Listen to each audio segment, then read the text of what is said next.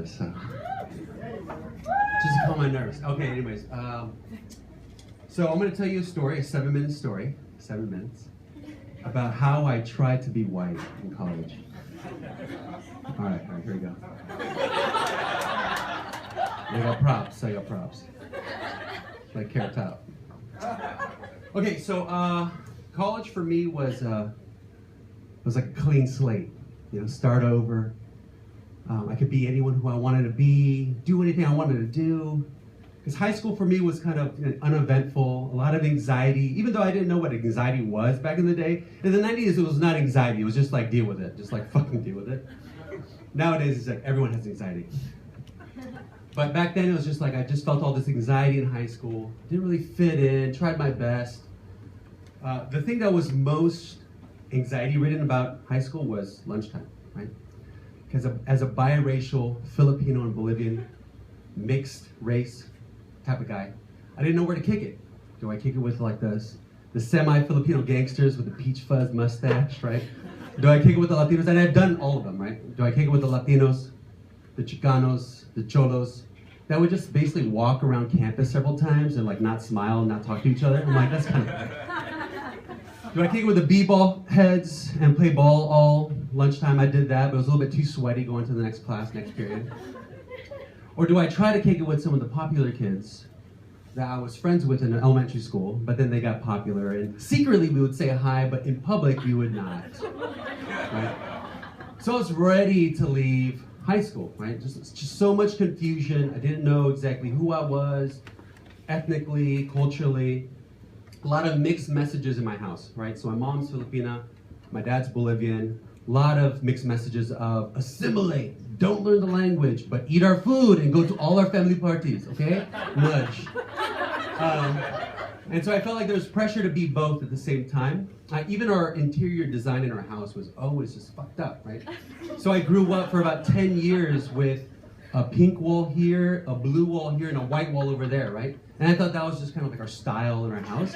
But when I talked to my parents decades later, they're just like, we couldn't agree. So we did all of it. Right? So that was my life. And I was ready to leave because there was nothing in my environment. I grew up in Roland Heights. Now it's known for like having a lot of really good food, right? Especially that at night. But I had to leave because I felt like my environment wasn't really helping me. So I was like, college, all right? Clean slate time. I'm gonna take off. So in my mind, I was thinking college will be far, far away. I'll get out on my own. I'll start my new life, right? But college was super close. I didn't have a lot of money, so I commuted the entire time. It was just the reality of it. I was too broke, right? So I get to college, which was a surprise to me, being only 15 minutes away from where I grew up, right? And it was predominantly white, majority white, very religious, super conservative. And I step on campus. I'm just like, okay, how are they gonna size me up? How am I gonna size them up? And I show up on campus and I receive like a warm welcome, right? They look at my dark skin, my almond eyes, my ashy kind of elbows and my knees, my lanky body with like a high metabolism back in the day, right? And I get on campus and I'm getting like love. I'm getting validation, I'm getting praise. Like all these white people are coming around being like, ooh, ooh, ooh. It's just like I'm this exotic little fruit that they want to taste. And so they taste me. I let them taste me. It was like cheap. I was like selling it, you know, like $2 for a dozen, right? $2 for $1. And so I'm selling this shit, and I'm like feeling like, dude, I like this. And I had a bunch of Filipino friends that went to college with me, and I just kind of disregarded them. And they're like, sellout, whitewash. And I knew all those words, and I still didn't give a fuck because I got what I wanted, right? I got praise for being different. I didn't have to think about my identity at all, right? So the thing that was most exotic to me during that time was actually white women. They were as exotic to me as I was to them, right? I know this is getting people angry. Jenny's getting pissed over there. Be a satellite. Be a satellite. Hell no. So like these white girls are giving me love. I'm like, this is awesome. I get to have my fun. Because I didn't have fun in high school. Because I wasn't attracted to white women in high school. I was just like, eh. Asians, Latinas, right? But college was different. And so this girl steps up, right, from Portland, Oregon, Pacific Northwest, and she has like curly, dirty blonde hair, right? And it's like summertime, so she has like high lime green shorts, tan summer legs, and I'm feeling it. And I got a prop for you to just to show. I love curly hair. I love curly hair. I love curly hair so much that I dreamt about it in the 80s with Elizabeth Shue, right? When she was in Adventures in Babysitting. Where's the camera? When she was in Adventures in Babysitting and Karate Kid, I was just like, this is my Elizabeth Shue. And she's paying attention to me. Remember, like, tiny lips. I wasn't into tiny lips, but tiny lips, dirty blonde hair, summer thigh legs, right? And like this, you know, these freckles that kind of, I've never seen freckles before. Freckles that line the chest and the neck. That was like kind of the beginning stages was like skin cancer, but it was all good. It was all good. It was hot. It was sick. So anyways, her and I are having a good time. Her name is Alyssa, with a Y, which is very important because I loved Alyssa Milano too, another 80s reference. So I'm kicking it with Alyssa and we're having a good time. And she's like, dude, life is good, but yet everything's so secret. She didn't want to introduce me to friends. We dated in secret. We made out, made love in secret. It was just all secret. And we're kicking it we're rolling in my 90 maroon Accord, right? With the automatic seat belts that don't really work.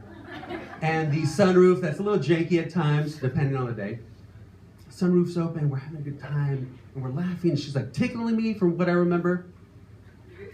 And she like pokes me, and we laugh. We're just ha ha ha. And then all of a sudden she says, you know, I really like this. I'm like, that's cool. Because you're kind of like one of us. And I was like, wait. So time out, right? So she says one of us, and I like click. It's just like I snapped. I like completely snapped. So all these like microaggressions, racist microaggressions in college, all these comments, all these kind of like passive aggressive teasing, right, about my mom, about my food, about the smells, about whatever, all came to a head when she said, you're like one of us. And I was just like, one of what? What the fuck is us? What the fuck is me? What the fuck is you? It was like an existential crisis, like philosophical. I was like, what is who? What is me? Where is what? So I called her around and said, what is us? And she's like, you know. I was just going, no.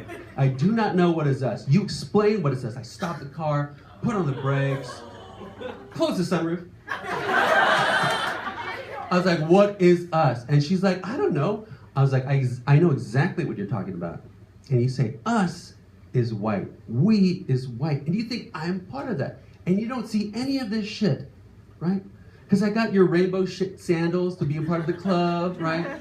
I got the Hawaiian shirt because it was the 90s and it was all cool, right? I got the puka shells to fit in. I'm listening to folk music all of a sudden. Sarah McLachlan is making me super sad. I kind of want to go to Lilith Fair maybe one day. I'm like, I gave too much. You're not giving anything back. You don't see me. And you say us. And it's like, you say us is fucking white. And that's what you think. And she's like, no. That shit ended right away, right?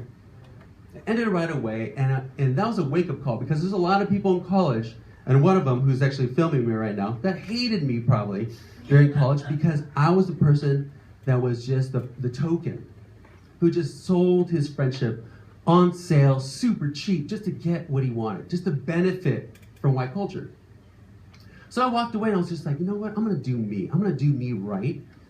As confusing as I am, as biracial and mixed messages as I am, I'm just gonna redo myself.